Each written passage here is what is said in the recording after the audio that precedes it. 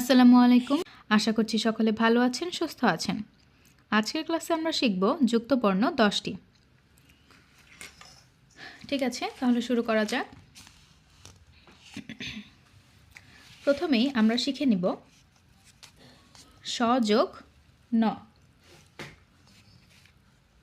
তাহলে প্রথমেই আমি একটি তালিবস্য স লিখে নিচ্ছি এবং মাঝখানে যোগ চিহ্ন ব্যবহার করছি।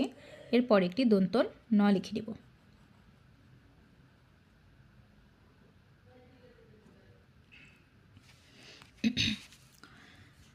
শয়ন লেখার জন্য প্রথমে উপরে একটি স লিখতে হবে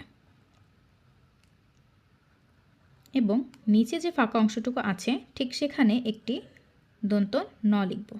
কিন্তু খেয়াল রাখতে হবে এই দন্ত ন এবং তালবস্যর এই যে দুটি গোল আছে এই দুটি অবশ্যই একটা একটার সাথে লেগে যাবে না। এরপর আমরা মূর্ধন্য এবং ঠ লিখব।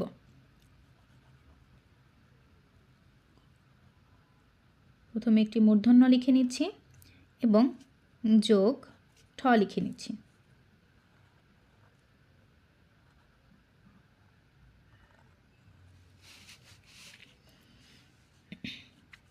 নয়ঠ লেখার জন্য প্রথমেই আমরা জানি যে মূর্ধন্যর উপরে কোনো মাত্রা নেই, সেহেতু আমরা প্রথমে মূর্ধন্যটি লিখে নিচ্ছি। ঠিক এভাবে মূর্ধন্যটি লিখে নিলাম, মূর্ধন্যর প্রথম অংশটি লিখে নিচ্ছি।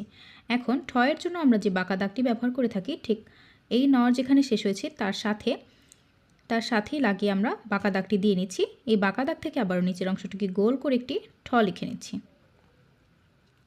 এবং যেহেতু মূর্ধন্যর উপরে কোনো মাত্রা হয় না, ঠয়ের উপরে মাত্রা হয়, তাই ঠয়ের থেকে একটি ছোট করে মাত্রা দিয়ে দিচ্ছি। হয়ে গেছে 9 ঠ। এরপর আমরা লিখব ক যোগ মূর্ধন্য স। তাহলে প্রথমে একটি ক লিখে নিচ্ছি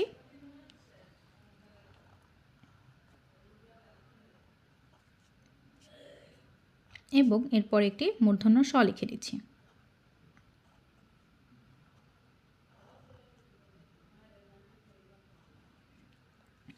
কয় স লিখব আমরা, কিন্তু কয় শকে আমরা ক্ষিয় বলে চিনি। তাহলে প্রথমে একটি ক্ষিয় লিখে নিচ্ছি। ক্ষিয় লেখার জন্য আমরা প্রথমে একটি ছোট করে এক লিখে নিচ্ছি এবং এই একটি যেখান থেকে শুরু হয়েছে তার পেছন থেকে আবারও একটি এক লিখে নিচ্ছি। এখান থেকে আবারও নিচের দাগের সাথে টাচ করলাম। এখান থেকে সোজা ওপরের দিকে উঠবে এবং এই যে ফাঁকা জায়গাটুকু দেখা যাচ্ছে ঠিক তার মাঝখান থেকে একটি গোল অংশ বের করে বাইরের দিকে আবারও একটি বিন্দু।